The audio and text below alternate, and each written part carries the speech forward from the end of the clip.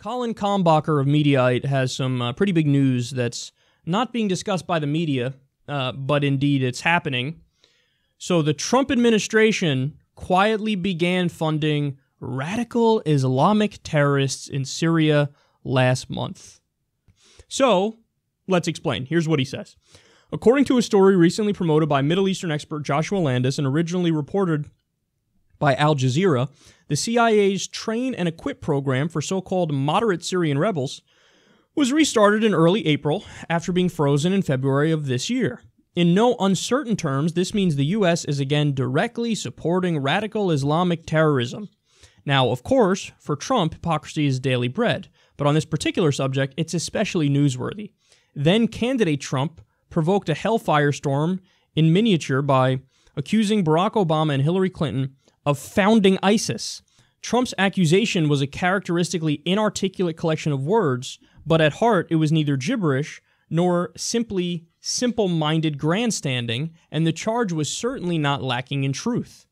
The Islamic State, also known as ISIS, ISIL, and Daesh, was allowed to gain strength by the Obama administration as part of a long-standing policy to destabilize the Syrian government. In leaked audio released by WikiLeaks, John Kerry embarrassingly admitted as much.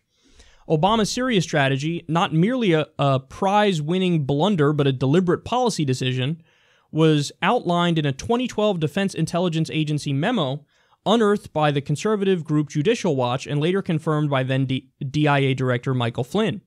That DIA memo detailed how the opposition in Syria was largely made up of various Islamists, including al-Qaeda and their homegrown Syrian affiliate, which would eventually splinter off into ISIS and Jabhat al-Nusra.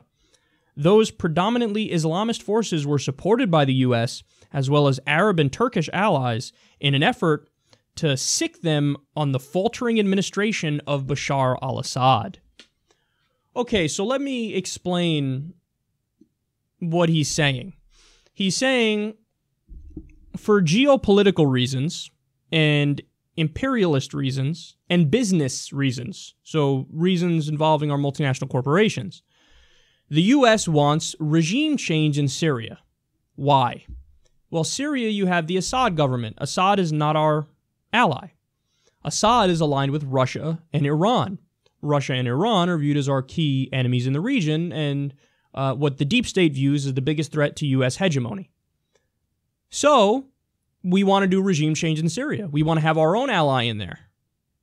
Well, Russia doesn't like that. Iran doesn't like that.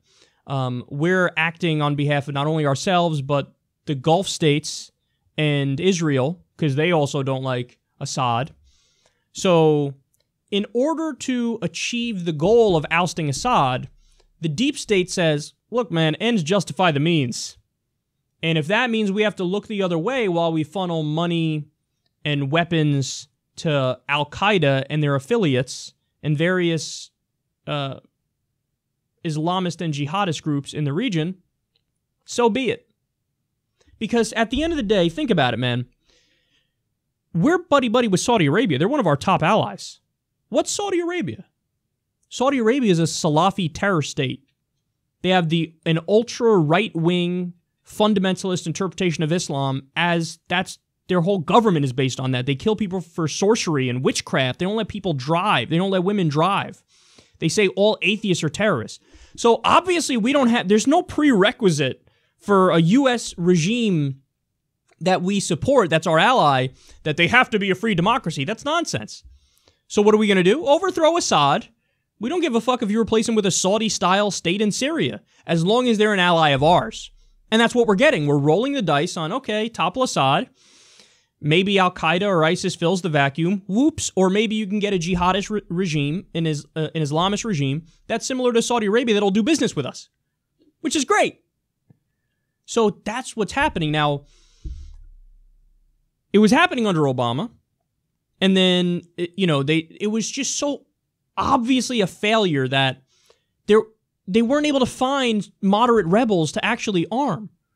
So we funnel money and weapons to Saudi. Saudi gives it, and the Gulf states, and they turn around in Turkey, and they turn around and give it to jihadists and Islamists in Syria. We play like, I don't know what do you mean? I don't see what the problem is. But Trump, when he was on the campaign trail, actually called that out. He's like, we're arming these people. We don't even know who we're arming. Terrible. These are bad people. I mean, what are we going to... As much as we dislike Assad and we hate Assad, Assad is fighting ISIS. This is all the shit he said on the campaign trail, especially when Hillary would say, yeah, we got to take out Assad, and would give the deep state argument and would give the neocon argument, the hawkish argument. Yeah, the U.S. should get more involved, and of course, we should get rid of Assad. He'd be like, no, we got to rebuild here at home. We don't want to arm. We don't even know who we're arming. We're arming these terrorists. But now that Trump's president, what's happening? He immediately went back to doing the same policy that Hillary Clinton wanted to do, that Barack Obama was doing. Now we're continuing to arm and funnel money to jihadists, rebels in Syria. So Trump is... You can't believe a word the guy says. Well, first of all, he's been on both sides of every issue. So, you know, nobody should have taken anything he said to the bank in the first place. But all the non-interventionist rhetoric was just a trick to get elected. There was a 432% increase in drone strikes since he got elected. He's increased in Afghanistan, Iraq, Syria. He dropped the mother of all bombs gratuitously, our largest non-nuclear weapon in Afghanistan. All these things, man. The first military act as president, a raid that killed 30 civilians, including a little American girl. And now, you know, another one of the key things. Well, I don't know what you're talking about. We got to stop funding these. We don't even know who we're arming over there. Some generals and some people, you know, in the CIA, all they got to do is go to Trump and say, Mr. President, we think this is the right way to go. Sure, sounds good. I'm going to go play golf. He doesn't give a fuck. He has the title, I'm president, and that's okay. Now I'll outsource everything to the establishment that I pretended to hate. That's the same reason why he used to rant against Wall Street and Goldman Sachs. Now he's got at least 4 Goldman Sachs guys in top administration positions. They wrote his fucking tax plan.